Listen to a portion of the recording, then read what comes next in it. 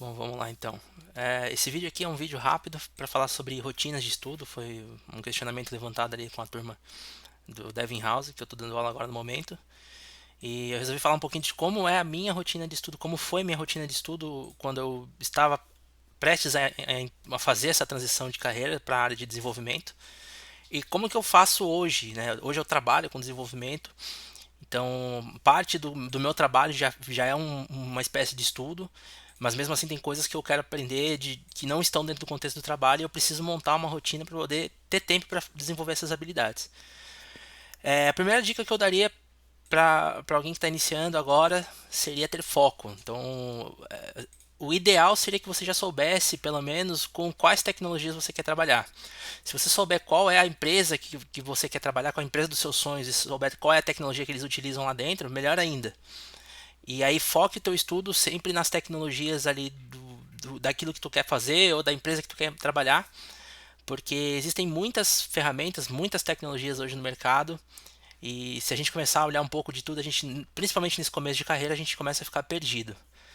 Então, esse foco naquilo que tu quer, você tem que primeiro estabelecer o objetivo e esse foco é importante para que você consiga atingir seus objetivos mais rápidos. Uma outra dica, constância.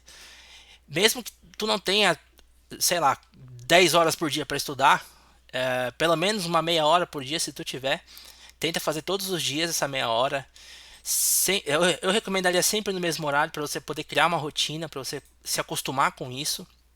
É, e pelo menos uma meia horinha ali. E a minha recomendação também seria botar a mão em código. Então a gente passa a maior parte do tempo lendo código quando a gente trabalha com programação. Mas quando a gente está estudando, eu acho que quanto mais código a gente escrever, mais erros a gente cometer, mais rápido a gente aprende, tá? E para facilitar esses estudos, no meu caso, o que eu gosto de fazer é utilizar a técnica do Pomodoro. O Pomodoro é uma técnica de foco, de tempo. Você programa ali um tempo de 20, 25 minutos de foco total naquilo que você está fazendo. E a cada 20 ou 25 minutos você faz uma pausa de 5 minutos para poder relaxar a cabeça, para poder descansar a mente. E aí faz mais um ciclo desse de 20, 25 minutos, depois mais 5 minutos de pausa. E aí geralmente a cada 20, 25 minutos, a cada 4 ou 5 ciclos desse, você faz uma pausa maior, de meia hora, uma hora, se desliga daquilo que está fazendo para você relaxar de vez e depois você retorna para os seus estudos. Isso funcionou bastante comigo também. Hoje em dia eu não consigo mais fazer tanto isso como eu gostaria, porque às vezes eu me empolgo e vou direto estudando alguma coisa, mas chega uma hora que o corpo pede mesmo para que a gente dê uma pausa, tá? E aí, como que a gente faz quando a gente quer saber, quando a gente está começando na carreira? Eu estou começando agora, vamos supor que eu estou começando agora, eu quero saber, eu quero aprender a programar em JavaScript, mas JavaScript no começo é muito extenso, são muitos conteúdos, né? Então, a minha dica primária seria você ter algum curso, você se inscrever em algum curso que tenha uma grade curricular preparada para você saber para você ter uma ordem de conteúdo para seguir. E aí para cada tópico desse, caso você fique preso ali a alguma coisa que você não entendeu, você tentar desenvolver alguma coisa que seja sua. Por exemplo, você viu uma aula sobre objetos no JavaScript. O professor mostrou em aula como agrupar as propriedades de um carro.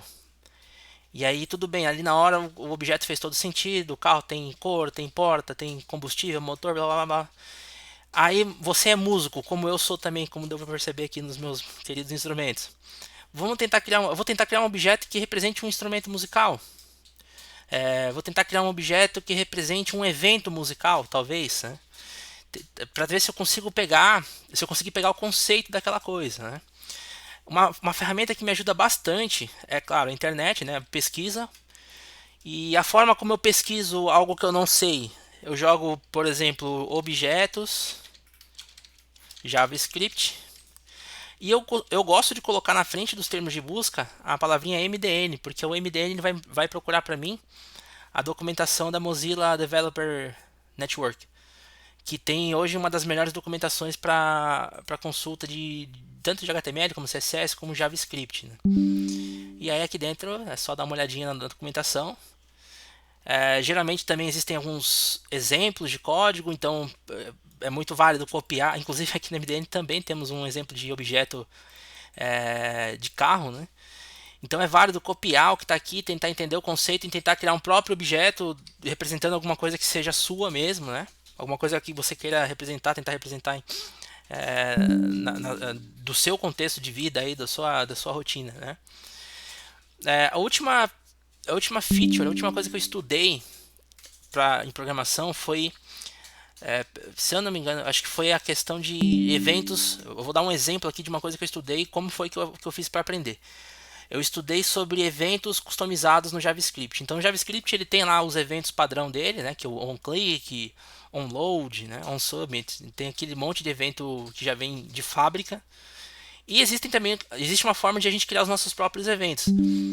E a gente, quando consulta a documentação do MDN, a gente consegue encontrar bastante coisa já sobre eventos customizados, né? Uma outra dica também para buscar dúvidas na internet é buscar em inglês, tá? Muito conteúdo está em inglês ainda, então é legal até para vocês já se forçarem a aprender o idioma, porque muita documentação vocês só vão encontrar em inglês. Então, seguindo esse exemplo dos eventos, então custom, events, JavaScript e claro, MDN na frente. Então a gente já começa a achar algumas coisas aqui, né? E aí eu leio como que funciona a criação de um evento custom, como que eu capturo esse evento custom, né? Então eu tenho aqui o add event listener, coloco o nome do evento custom.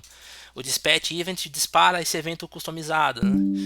E aí vem um ponto assim que eu acho que é um dos mais importantes, né? Eu leio a documentação oficial, aqui no caso do MDN, que não, o MDN não é a documentação oficial do JavaScript, né? A documentação oficial é a especificação que está lá no ECMAScript 2022, mas o MDN é uma fonte muito segura de informação sobre JavaScript, sobre a linguagem. Então eu leio o que tem ali de exemplos de código, faço isso na minha máquina, faço alguns exemplos bem bobos, e depois eu tento implementar alguma coisa que eu já tenha feito de uma forma diferente, só que utilizando essa nova abordagem. Um exemplo disso é que quando eu fui aprender esses custom events, eu tinha já desenvolvido algumas vezes aquelas aplicações de lista de tarefa, né, que é um CRUD simples que todo mundo que está aprendendo programação acaba chegando no momento de fazer esse CRUD simples. E aí eu modifiquei todo o projeto para que esse CRUD fosse todo orientado a eventos. Então, o ato de criar uma tarefa disparava um evento que era ouvido por um outro listener que criava o elemento na tela, que atualizava a tela. Então, eu peguei um conteúdo que eu queria estudar e apliquei a um contexto meu, né? Um contexto do meu cotidiano, que é algo que eu já conhecia. E eu modifiquei o que eu já conhecia para poder fazer com que aquilo entrasse na minha cabeça ali, como funciona aquele novo conteúdo que eu estou estudando. Eu faço isso também para novas linguagens de programação, então eu tenho alguns CRUDs que eu desenvolvi, alguns sistemas simples, com banco de dados e tudo mais. E os primeiros que eu desenvolvi foram em Java. Na verdade, os primeiros que eu desenvolvi foram em Express, né, um framework do Node. E depois eu desenvolvi algumas coisas em Java. E hoje em dia, toda vez que eu quero aprender uma nova linguagem de programação, principalmente essas que são voltadas para desenvolvimento web, eu tento refazer aquilo que eu já fiz em outra linguagem, que eu já fiz no Java, que eu já fiz no JavaScript, com essa nova linguagem. Então eu desenvolvi há um tempo atrás uma aplicação que era uma gestão de escola, bem simples ali, né? Um sisteminha para gestão de turmas de escola em Java. Isso durante o curso que eu fiz de programação. E aí, quando eu fui aprender C Sharp, eu tentei fazer aplicar essas mesmas regras de negócio dentro da linguagem C Sharp. E provavelmente eu vou fazer a mesma coisa quando eu for aprender uma próxima linguagem, ou Python, ou Ruby, né? E isso ajuda bastante também, porque a gente já sabe como deve funcionar, porque a gente já aplicou isso numa linguagem que a gente conhece, só que a gente traz para uma nova linguagem. E aí a gente começa a se esforçar como que são, a gente começa a pesquisar como que são os padrões de desenvolvimento daquela nova linguagem, tá? Sobre estudar novas linguagens, eu não recomendo que você faça isso enquanto não estiver já colocado no mercado de trabalho. Se você está vindo agora para o mercado de trabalho, volta a falar, foque numa linguagem de programação, em uma ferramenta até que você consiga entrar no mercado. E aí, quando você estiver na empresa, muito provavelmente a linguagem que você escolheu é só uma das linguagens que a empresa tem. Hoje em dia as empresas trabalham com várias linguagens, né? Tem vários projetos, a maioria das empresas grandes.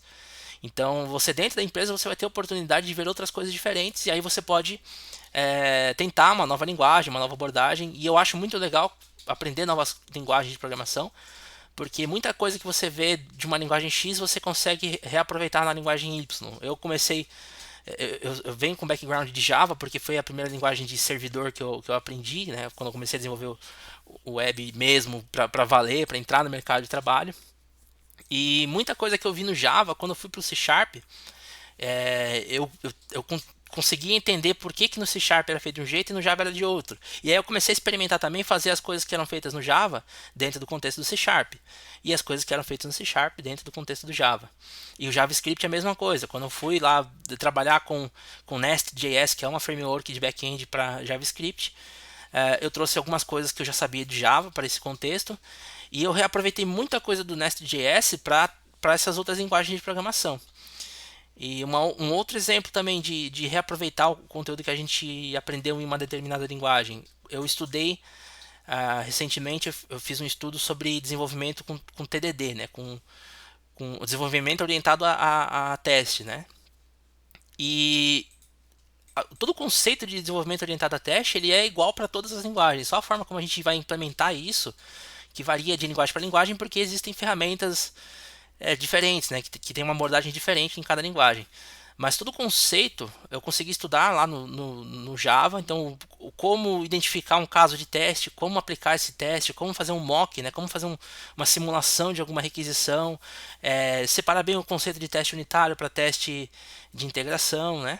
Então são todas coisas que eu fui desenvolvendo numa linguagem que ficou mais fácil para entender em outras linguagens quando eu fui fazer essa transferência.